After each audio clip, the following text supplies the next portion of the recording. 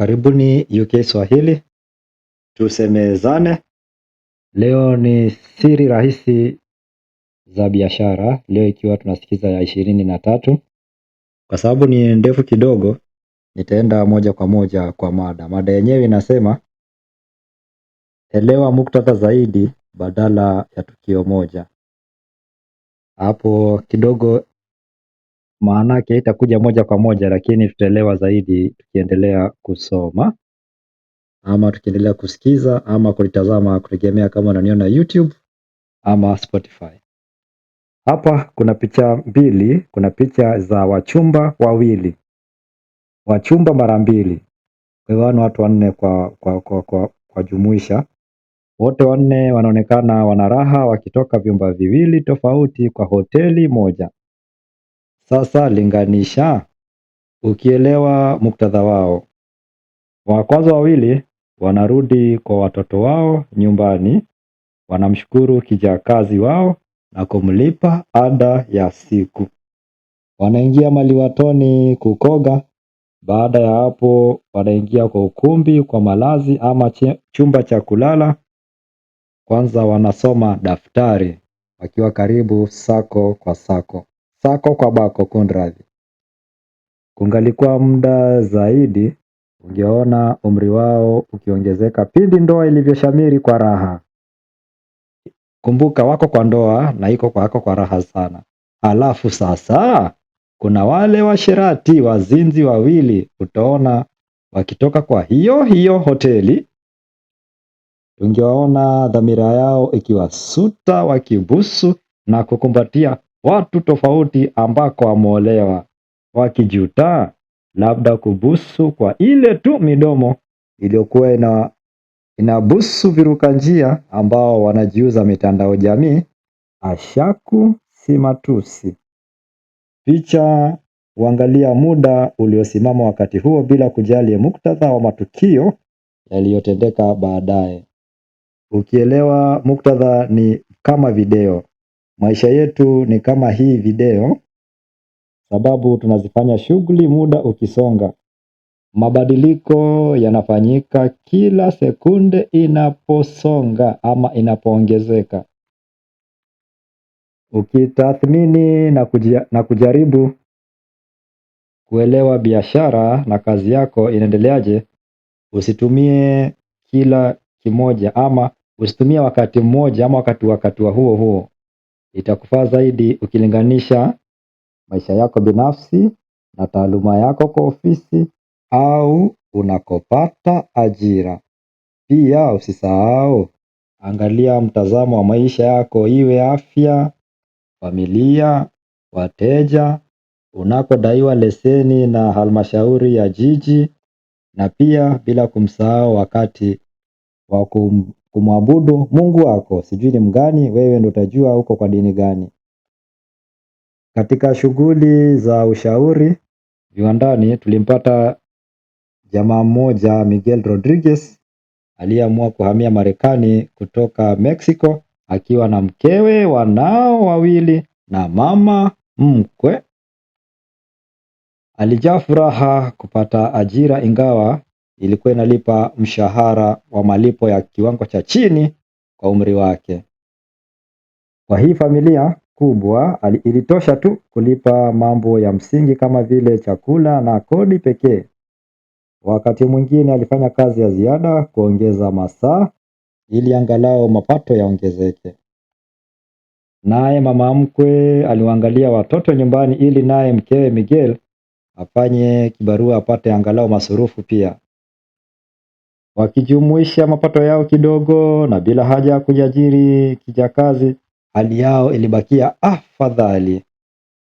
Ungedhani Miguel angenung'unika kwa hali yake ngumu, lakini alishukuru kupata kitu cha kufanya huko Marekani. Alijaa matumaini ya maisha. Tunaishi vema, alisema. Tupo kwa hali nzuri kwa uwezo wetu mdogo.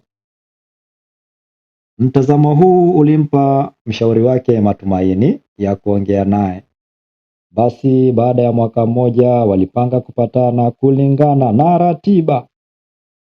Wakati huu mshauri alifika mapema kidogo ili kutenga muda kuongea naye Miguel zaidi. Mahala penyewe mazingira ya kupatana ni kwa kiwanda kikubwa chenye waajiriwa wengi. Lakini wakati mshauri aliingia kwa ofisi ya rasilimali watu, yule dada alimjua Miguel binafsi, tena kwa majina yake mawili. Utu wake na mtazamo wake wa maisha ulimfanya maarufu, na mshauri alijua ataenda mbali, ingawa hakujua itakuwa mbali kiwango gani.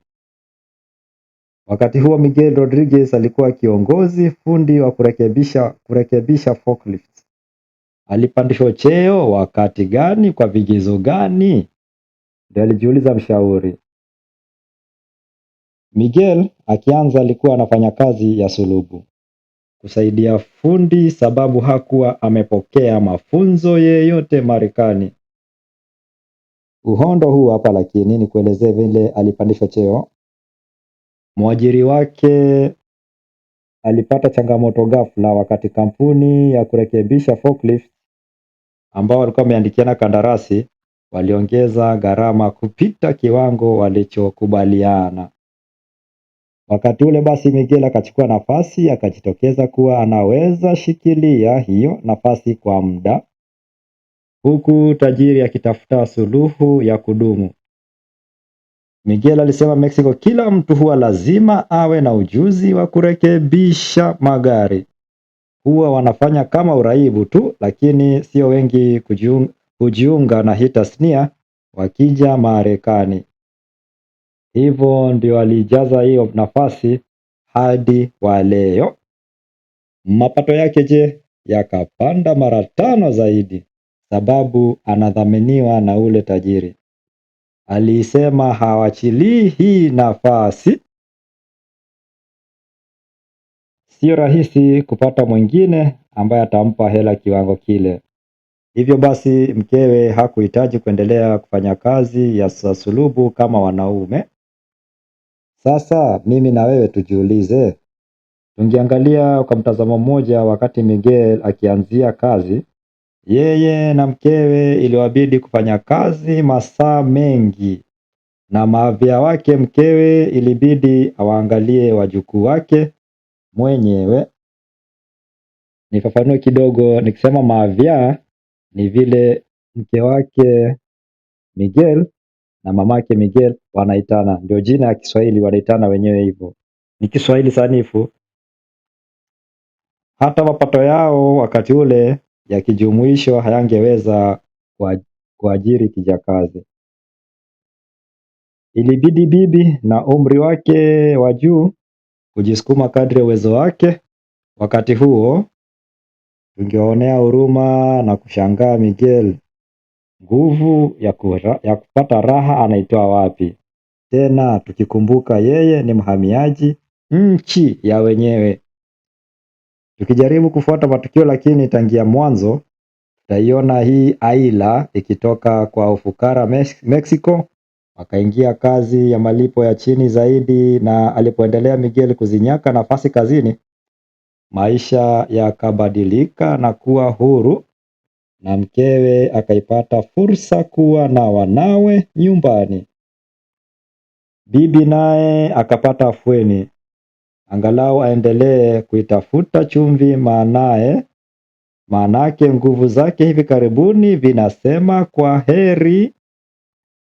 Haya yote yalifanyika kwa mwaka mmoja. Hii ndio hali ya maisha usipoamua kutupa mti na jongoo wake. Usikubali kukata tamaa liwe liwalo. Ama kama wasemavyo utingo kule nchi fulani ya Kenya, kufa dereva, kufa makanga. Usikate tamaa.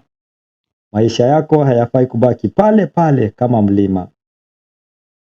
Kuwa na raha na ukubali kufanya ajira ambayo umeipata, hata kama huenda sio uliotamani.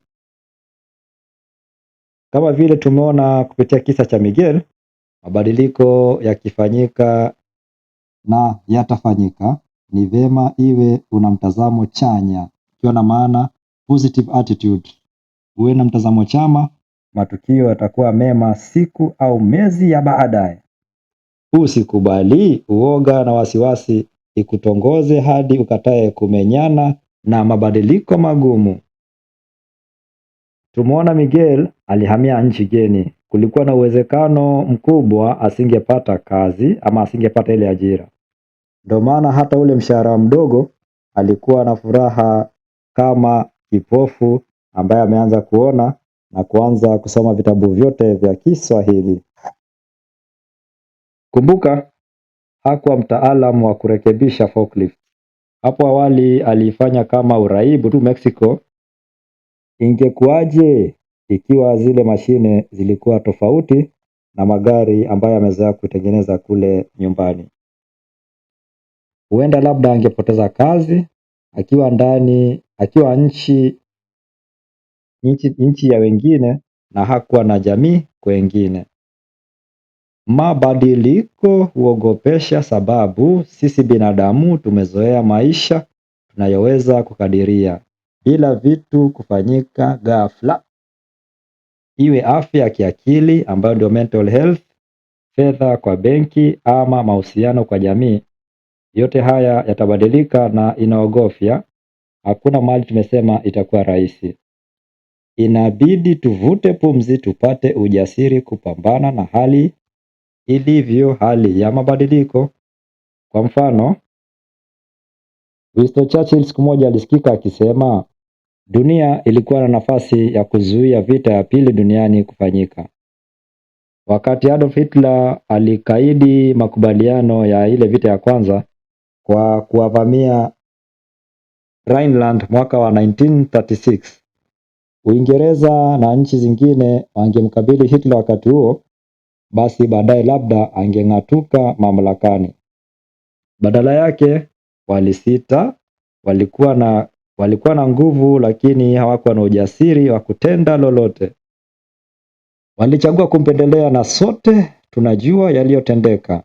Walijuta. Hata kama baadaye Hitler alishindwa, vita hivyo vya pili vilifanya watu wengi wakapoteza maisha yao, nchi nyingi majeshi wao wakapoteza uhai. Basi nikimalizia, hizi hapa njia 3 za kukuza ujasiri hasa wakati wapatikana mabadiliko. Ya kwanza, chambua changamoto zako moja baada ya nyingine, sio zote kwa pamoja, la usivyo utalemewa na uoga utakuvaa mzima.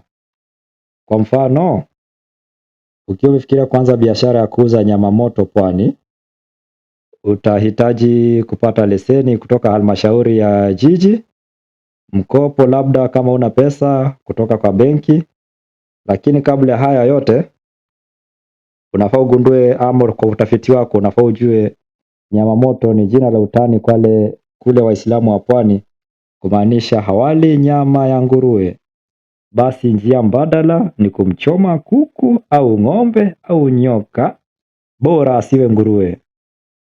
Pili, tafuta namna utakuza ujasiri.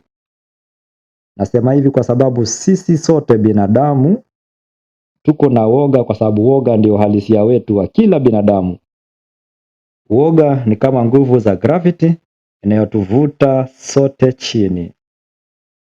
Woga unasambaa hata kati ya majasusi na makomando. Mmoja wao akitoroka ataathiri kikosi chote ama kiwango kikubwa sana. Huenda wakatoka kwanza kisha wajipange upya kasoro ya wale waliosepetuka.